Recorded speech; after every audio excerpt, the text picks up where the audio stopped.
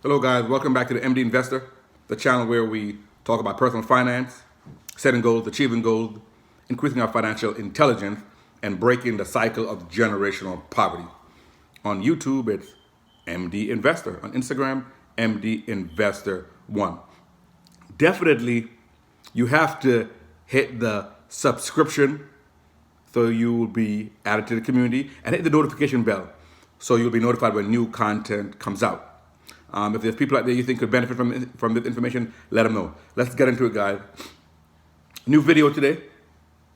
Financial lessons learned during this coronavirus pandemic. Financial lessons learned during this coronavirus pandemic. I would say learned or reaffirmed. Sometimes you learn something, you know something, but it has to be almost like reaffirmed, like this is correct. I believe you can learn from good situation. I believe you can learn from bad situation, right? You have to be able to learn from both ways, okay? Something is going good, you say, oh, I can learn from that. That works. How can I repeat or replicate that? Something is not working. Oh, that's not working. Okay, why did it not work? I think I realized, okay, don't do it that way again. You gotta do it a different way. You gotta be able to learn. And we can all agree that we're in a bad situation. So financial lessons learned during the coronavirus pandemic. Number one, the future is unpredictable. The future is unpredictable. You may say, well, that goes without saying. Yeah, but sometimes it just crystallizes and it solidifies when something happens. You don't know what tomorrow brings. So the future is unpredictable. And financially speaking, we have to take that into heart. Who could have predicted several months ago, right, around Thanksgiving, Christmas, New Year, that we'd be in this situation now, less than 3 months into the new year, right, at the end of the first quarter? No one. So the future is unpredictable, and we have to arrange our financial lives that way. That's why we have insurance, right? Insurance is for in case something happens, right? Why do you have life insurance? We all want to live forever, but life insurance is in case something happens. Who's going to take care of my little children? Who's going to maintain the lifestyle they've become accustomed to? Who's going to be around to pay for the house and all this stuff, right? Because you have a lifestyle that requires your salary, and guess what? If you're not here, also your salary is not here. And that's why you have life insurance. You got to have life insurance, guys. A lot of us are just going around living life willy-nilly and act like, you're invincible and nothing's going to happen to you. So I would add that we have to start considering life insurance, guys. A young guy, young lady, a healthy non-smoker can get a good policy for not a lot of money, okay? So life insurance is something that you guys have to consider, okay? Because like they said, life insurance is not for the person that passes away. Life insurance is for the people that remain, your wife and children and everybody else that remains. Life insurance, okay? Because without that, you go away, your salary goes away, and now they're missing that chunk. Life insurance will replace your income. So what happens is, when somebody passes away unexpectedly, and it doesn't have to be that's life insurance. You have disability insurance. You have all types of insurance out there. But what happens is the money that they made, the income that you basically become accustomed to, you basically become accustomed to having every 2 weeks, every 4, is now gone. And it's replaced by nothing if there's no life insurance. That's why you need life insurance, guys. We recommend whole life policy we recommend term policy, where basically you have a policy and it's there for a term. That's why they call it term life, from whenever you buy it until age 60 or whatever. And that money is for their lifestyle. They recommend 10 to 12 times your annual salary. So if somebody's making $100,000 a year, they'd recommend 10 to 12 times. So that'd be $1 million to $1,200,000 policy. And life insurance, that is learned, it's tax-free. So when you collect it, there'd be zero taxes on that. So financial lessons that we have learned during this situation. One, the future is unpredictable. That's why insurance is very important. Life insurance, okay? So you have to consider life insurance, guys, because we do not live forever. Number two, second lesson that we've learned, or just relearned, if you want to put it that way, you have to be diversified. Right, we did videos before on diversification, right? Meaning you can't have all your eggs in one basket. You can't have 100% of your stocks in the gas company, ExxonMobil, or Chevron. No, what happens is the oil market drops, and you will take a big hit. You have to spread it around, a little here, a little there, right? A little in the pharmaceuticals, a little in the consumer staples, right? Because people have to get food and clothes, no matter if the economy is good or bad. So a little Walmart, a little ExxonMobil, maybe you have a little medical stock in the medical space, healthcare space, so a little Johnson & Johnson, a little AbbVie, because no matter whether the economy is up or down, you still need your medication. So you spread it around. Therefore, you spread your risk around. Most likely, everything is not going to drop at once. It just so happened we're in a situation where everything is dropping, but some more than others, right? The travel industry taking it hard. The airline industry traveling hard, taking it hard. I just flew back from Montreal, and the airport was like a ghost town.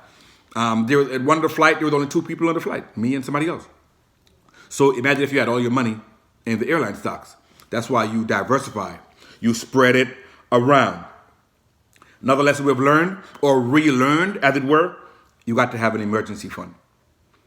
We did a video that said it is an emergency. You have to have an emergency fund. They recommend 3 to 6 months of living expenses. So if it takes you $5,000 per month to run your house, and you need 3 to 6 months, then you need $15,000 to $30,000 put aside just in case, right? And a lot of people now are in that emergency, right? Hours are being cut. If you work in a restaurant space, the restaurants are closed. You know what I'm saying? So a lot of people may be getting laid off or furloughed. All right, we just saw this a couple of months ago when the government shut down, right? The TSA workers and all the different government employees were out of work, and therefore not getting any money. So you have to have an emergency fund, and we recommend putting it not in a regular checking account or savings account, which pay you nothing, but in a high interest savings account. All right, you have a lot of good ones out there, Ally Bank, and a lot of different ones. You can go online and look for high interest savings account.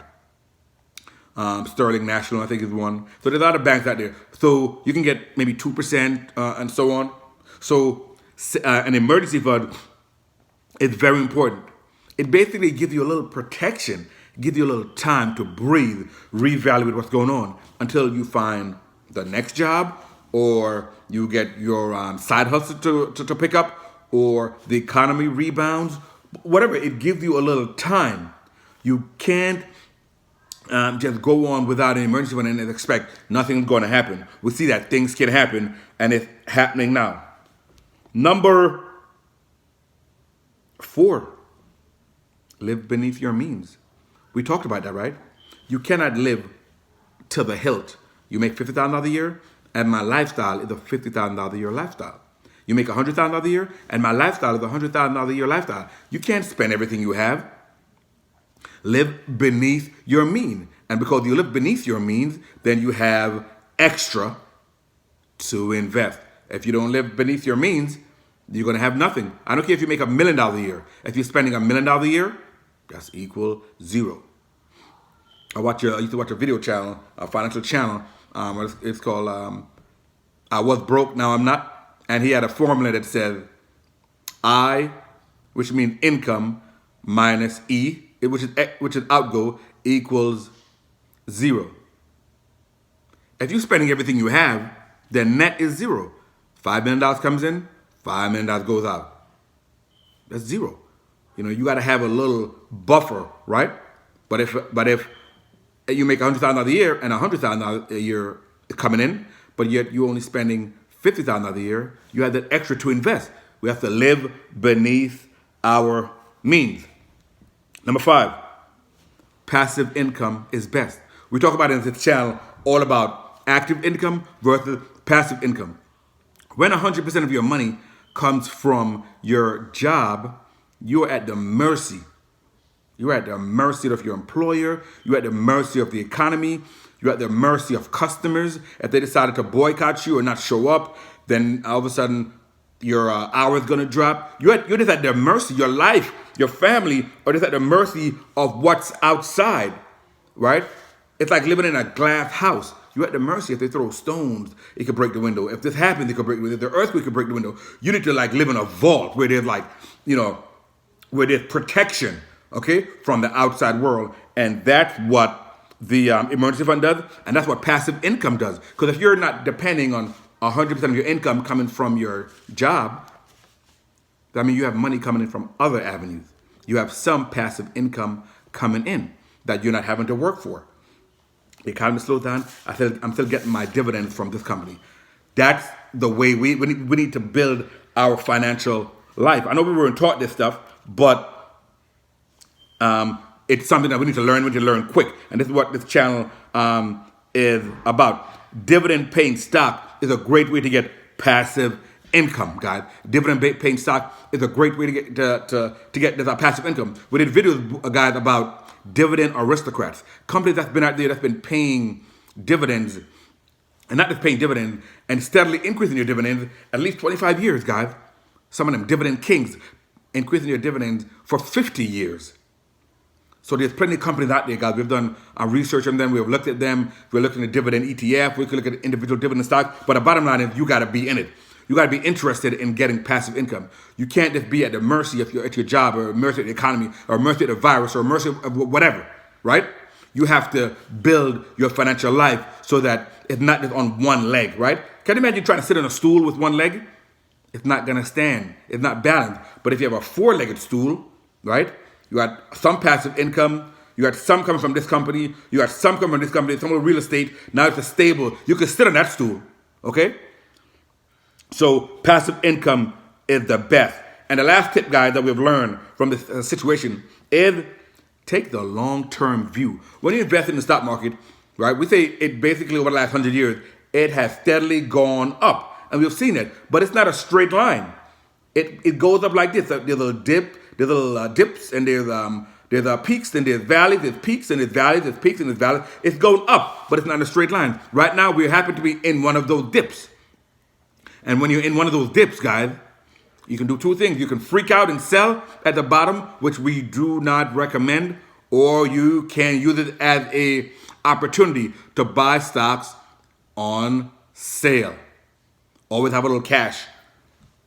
Because when opportunity comes, if you don't have any money, how are you going to take advantage of the opportunity? If you're spending all your money on Jordans and on all these expensive vacation, and you have nothing left over to invest, opportunity will come, but you're not going to benefit from it. I'm telling you right now, guys, millionaires, fortunes are going to be made during 2020.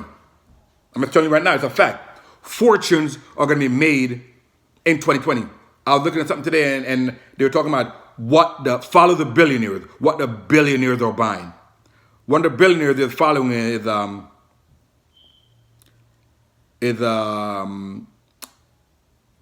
Warren Buffett. Warren Buffett bought, I think, 960,000 shares of Delta. You know, the airlines are taking a big hit. They're going to Congress trying to get help, to secure credit and so on. Nobody wants to fly, right? Where are you flying to, right? You're not flying anywhere, right? Even people that are travel for business, their business is saying work from home. So they're taking a big hit. Delta is actually cutting or suspending their dividend. We know already what's going on with Boeing. And you also know what's going on with the cruise lines. So they're taking a big hit. So Warren Buffett, who's one of the smartest investors out there, sees an opportunity, and he's doubling down, and he's buying 960,000 shares of Delta because he's getting it on sale. They're not going to let these airlines go out of business. The government is going to step in, trying to help them. And when the market comes back up, whether it's a year, 2 years, his shares are going to be worth a lot more. And he would have gotten them on sale. Without money, guys, you're not going to have the opportunity to take advantage of these low prices. This too shall pass. 2008, the housing market passed. After 9/11, the market went down. That passed. This too is going to pass. But what are you doing while it's going on? Okay? So these are lessons, guys, just to reinforce what we already learned. This is the MD Investor Guide, the channel where we're talking about passive income and learning and being financially astute and increasing our financial IQ and breaking the cycle of generational poverty. If there's people out there you think could benefit from this information, let them know about the MD Investor. Don't forget to hit the subscription button on YouTube. Hit the subscription button on YouTube. That way YouTube knows that you find this content of value. On Instagram, it's MD Investor 1. And just to remember to command your money to grow. And I will see you on the next one.